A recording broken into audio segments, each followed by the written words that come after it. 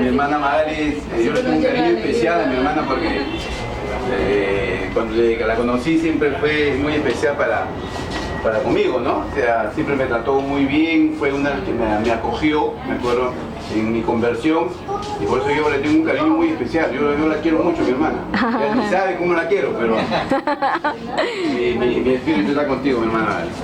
Buenas noches. Bueno. Ya, tomen asiento. Tomen asiento, por favor. ¿Listo? Hoy día, Dios me permite poder acercarme a ustedes y dirigirles unas palabras. Espero que al final del tema que voy a compartir con mi esposa, esto les brinde a ustedes una herramienta necesaria para poder definir ciertos aspectos del creyente y aún también del que no cree. Porque a veces lo que creemos sinceramente que lo que hacemos muchas veces es correcto. Hoy día yo voy a hablar del verdadero arrepentimiento. Un tema que a veces es difícil darlo, pero con la gracia de Dios esperamos que caiga en sus corazones. Y lo que pretendo yo, no yo, sino Dios, es decirle a ustedes, ¿no? A ustedes darle una herramienta necesaria para poder defenderse contra muchas cosas y hasta a defenderse de ustedes mismos, porque la tentación está, ya hemos dado el caso de que la tentación está dentro de nosotros mismos. Bueno, empezamos. Cuando Jesucristo bajó del cielo, bajó diciendo, y abrió su boca, bajó diciendo una palabra. Pero antes de decir esta palabra, yo quiero dirigirme a un versículo de la palabra que habla de Juan. ¿Qué significaba Jesús cuando abría su boca? En Juan dice bien claro, yo soy pan de vida, y de mí, el que come de mí, nunca tendrá hambre.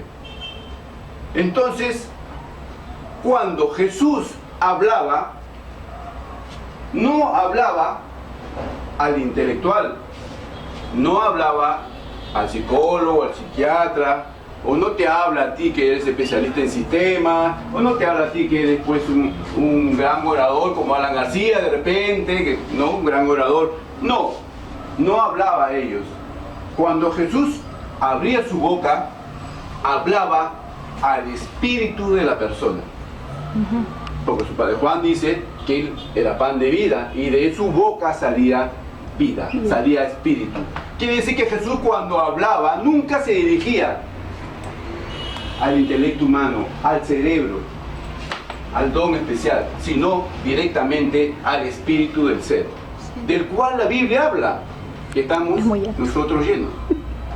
La Biblia dice que nosotros estamos compuestos mayormente del espíritu, aunque aquí nos vemos físicamente, pero no es así. Esto es un cuerpo inerte. Imaginémonos que no hay espíritu en nosotros. ¿Usted ha visto la película de los zombies? Así seríamos. Seres muertos en vida, quizás un ligero pensamiento porque el cerebro sigue funcionando, pero no habría vida. Entonces Jesús le hablaba al espíritu del ser humano, dirigidamente al espíritu, nunca le hablaba al intelecto, ni al don especial. Cuando Jesús desciende del cielo, después de que había ascendido, desciende del cielo, su primera palabra que dirige es arrepiéntanse. Cuando Jesús, antes de ascender al cielo, y estaba con los discípulos de Emaús y conversó, se dirigió a ellos, la segunda palabra que dijo, la última palabra fue arrepiéntanse. E inclusive, cuando Jesús escribe en Apocalipsis 2 y 3, y no dirigida esta palabra a los no creyentes, sino más bien a las 7 iglesias de Asia, le dice arrepiéntanse. ¿Ya? De estas 7 iglesias, 5 iglesias estaban corrompidas. Y se dirige a ella diciéndole, arrepiéntanse de sus pecados. Ahora, para entender mejor la palabra arrepentimiento porque ahora en el mundo actual, ¿no? La palabra arrepentimiento tiene muchas versiones. Ahora se ha acomodado la palabra arrepentimiento. Ahora, para arrepentirse que el significado es muy fácil, ¿no? Ya pues no lo hago, se acabó, punto. Es arrepentirse, no es así. Vamos a analizar la palabra arrepentimiento, pero la palabra arrepentimiento desde del Antiguo Testamento, de la antigüedad, la palabra más antiguas. ¿Qué significado tiene? Entonces nos vamos a ir a la antigua Grecia o a los antiguos hebreos y vamos a descubrir que hay una palabra del antiguo hebreo que se llama Nahán, que se escribe Nashán. ¿Qué significaba esta palabra? Esta palabra significaba y significa hasta la actualidad cambiar de pensamiento. Cambiar de pensamiento, cambiar de rumbo, cambiar de rumbo, cambiar de dirección. Entonces, cuando volvemos al Antiguo Testamento y vemos de que Dios, cuando se arrepentía, porque hay palabras en el Antiguo Testamento que hablan, Dios se arrepintió, dice. No estamos hablando de que Dios se arrepentía, ¿no? de hacer de repente de castigar a ciertos pueblos, sino que Dios cambiaba su modo de pensar o cambiaba su modo de ir a un lado a otro. Entonces, podemos ver de que Dios no podía o no actuaba de la manera como dice la palabra, ¿no? Ahora, Dios no era un pecador. Dios no era nuestro pecador y por ende era una persona justa. O sea, no se podría atribuir entonces que Dios viniese del mal o del bien, porque la palabra arrepentimiento, cuando se aplica al ser humano, establece de que el hombre viene del mal al bien. Entonces, la palabra arrepentimiento en Dios no podría darse. Entonces, podríamos afirmar que la palabra arrepentimiento en un Dios era cambiar de planes, volverse atrás. Y esto lo podemos comprobar tranquilamente, lo podemos ver. Voy a poner un ejemplo tranquilo. Por ejemplo, vamos a decir que Panchito, un amigo de nosotros, puede decirte, Dios ve que ha pecado. Pecado es un hombre casado y se involucra con una mujer. Y comienza a pecar y a tener adulterio con esta mujer. Entonces Dios se le acerca, le dice, de repente va a la iglesia, le dice, Pancho, ¿qué estás haciendo? Estás equivocado. Y Pancho reacciona, se da cuenta que estaba haciendo mal, que hay problemas en su casa, que tiene problemas con su esposa y se arrepiente. Entonces en ese momento Dios, ¿qué hace? Transforma, al ver que Pancho se arrepiente, cambia su juicio por el pecado que tenía en ese momento Pancho, para arrepentirse de eso y volverse atrás, cambiar de pensamiento y transformar, por haberse arrepentido Pancho, en bendiciones. Porque la palabra dice así, se convierten en bendiciones. Por tú haberte arrepentido, yo te bendeciré. Tú has vuelto a mí, ¿no? Y entonces convierte esas maldiciones que iban a arrastrarte de tu pecado, las convierte en bendiciones. Ahora, la Biblia en el Antiguo Testamento te habla en muchos momentos de arrepentimiento de Dios. En muchos momentos. Entonces podemos, ahora que ya sabemos más o menos el primer significado de la palabra de arrepentimiento en la palabra Nahán, podemos determinar que muchas veces cuando hemos leído en el Antiguo Testamento nos hemos confundido, ¿no?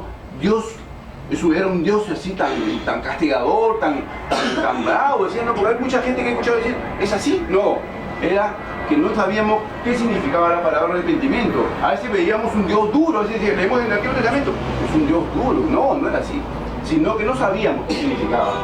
Ahora, hay otra palabra que también ya aquí nos reafirma, ¿no?, lo que significaba la palabra arrepentimiento, que es del hebreo, que significa la palabra shub. Si leemos en el Antiguo Testamento un versículo que dice: si dirígete a tu pueblo, que está en Proverbios, dirígete a tu pueblo, háblale de mí, y si ellos volvieran a mí, la palabra volvieran a mí, se arrepintieron, yo perdonaré sus pecados. Entonces, la palabra chu en el antiguo hebreo significaba volverse atrás. Volver atrás. También vemos en el Antiguo Testamento que esta palabra, volverse, ¿no?, se lee en muchos versículos. Y Dios, cuando veía que alguien se arrepentía, Dios se volvía atrás. No tomaba juicio alguno. ¿Y qué era volver atrás? Ahora hay que entender qué cosa es volver atrás. O sea, él se arrepentía, yo me arrepentía y volvía, retrocedía. Tomaba un rumbo diferente, ya no iba para el norte donde estaba el pecado, sino retrocedía 90 grados hasta 180 grados. Volvía al Señor. Ahora, acá hay dos momentos especiales también. Acá hay dos momentos especiales que hay que definir. ¿Qué es verdaderamente volverse atrás? ¿No? Volverse atrás no solamente significa dejar el pecado, ¿no?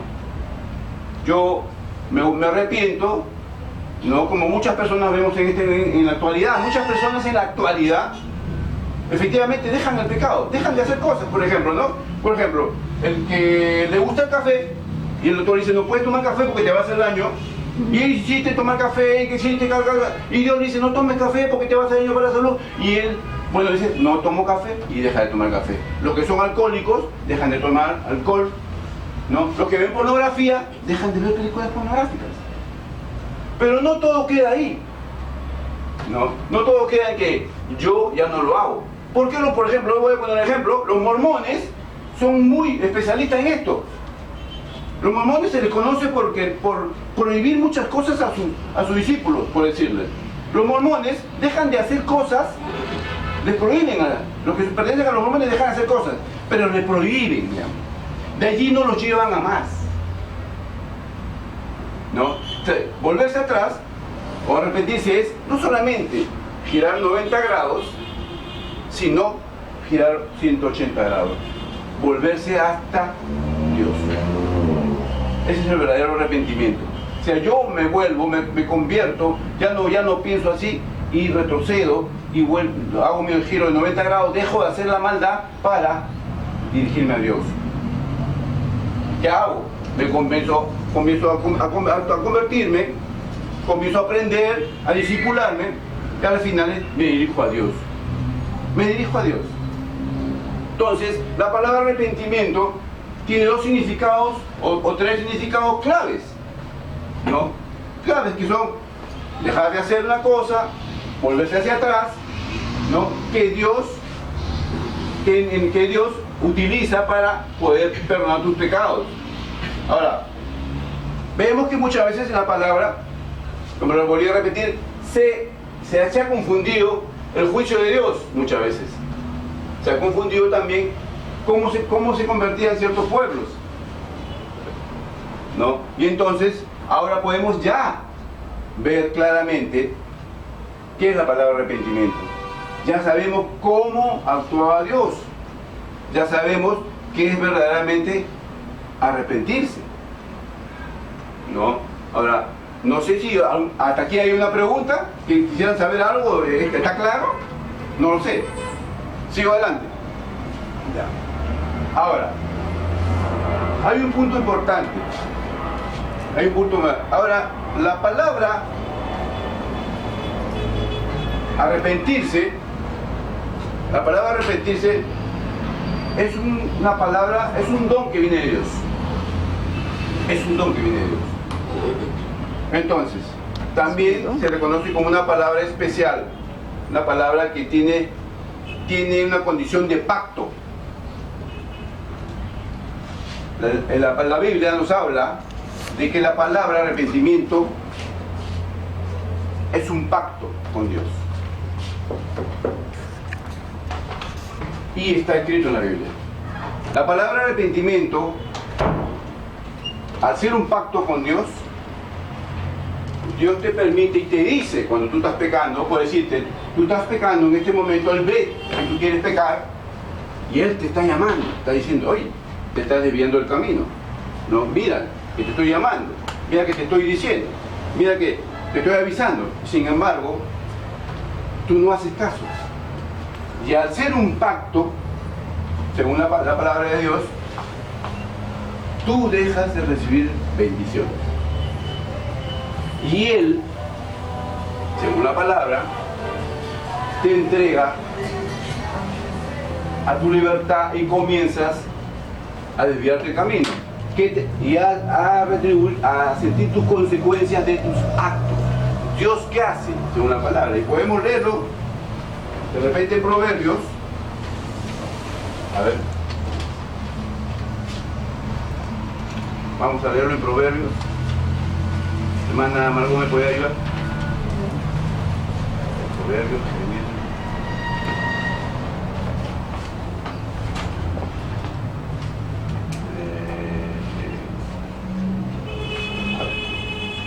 Jeremías, hermano, 26. Jeremías 26, 2 y 3.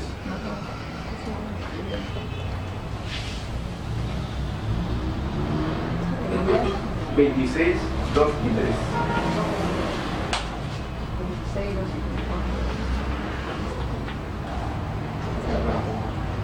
Yahvé me dijo, párate en el patio de la casa de Yahvé para decir mis advertencias a todas las ciudades del país de Judá que vienen aquí a postrarse ante mí. Tú les dirás cuando yo te mande, sin suprimir nada. Puede ser que al escucharte se conviertan del mal que están haciendo. En tal caso, yo no enviaré el castigo que pensaba darles por sus malas obras. Palabra de Dios. Exactamente. O sea, Dios convierte la palabra arrepentimiento en un pacto. Si tú te arrepientes, yo no haré nada. Volveré hacia atrás. Cambiaré mi pensar. Cambiaré mi actuar.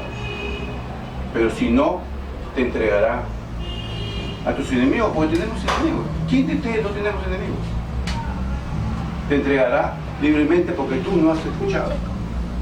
Entonces, al ser un pacto, Dios nos mira y nos dice, arrepéntete, Lucho, arrepéntete, César, arrepéntete, Sandro.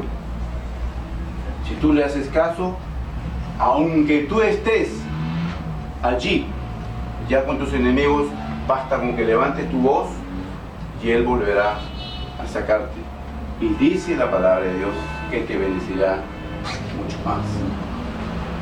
Ahora, no podemos negar que el arrepentimiento tendrá consecuencias.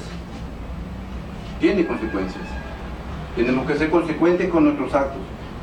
Nosotros, al no arrepentirnos, vamos a sufrir consecuencias.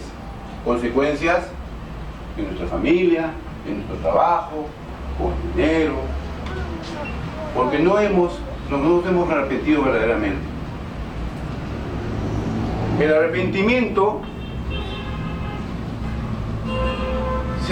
se divide en dos facetas. Aquellos que se arrepienten verdaderamente y aquellos que, como les explicaba, giran 90 grados. Los que giran 90 grados vuelven a pecar nuevamente.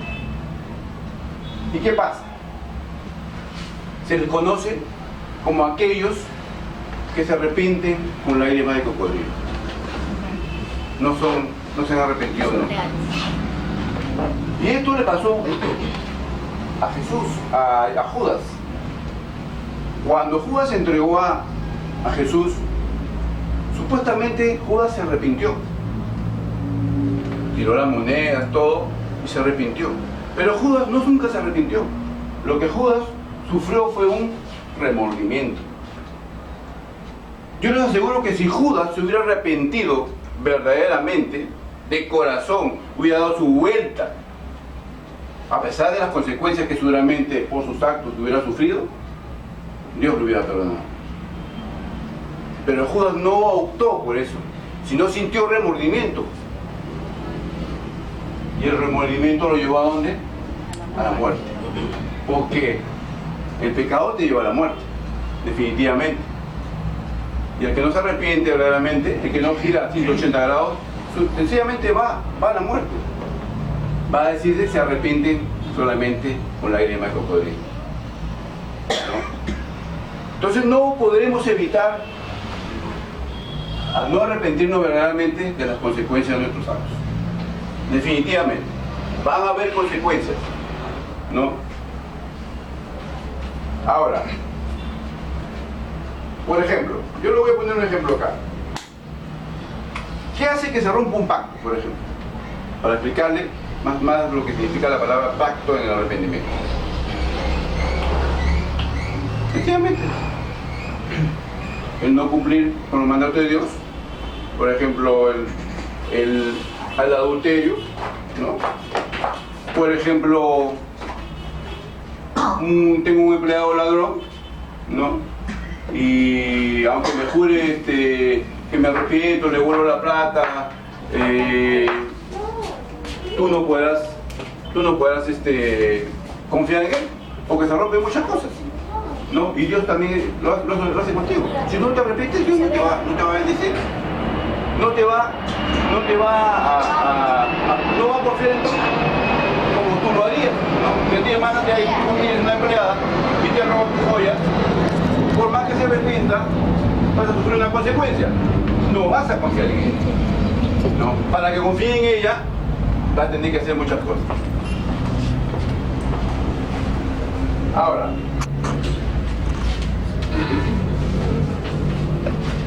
¿qué hace Dios? Como decía, cuando tú rompes el pacto, Él te entrega. Y te entrega porque acá en Hechos 26 lo dice bien claro. Te entrega a tus enemigos. Y tú vas a tener que reaccionar o sufrir tus consecuencias. Vamos a hablar un poco de los mitos. Se habla mucho de los mitos de la palabra arrepentimiento. Los mitos dicen, hay 2 o 3 mitos de la palabra arrepentimiento.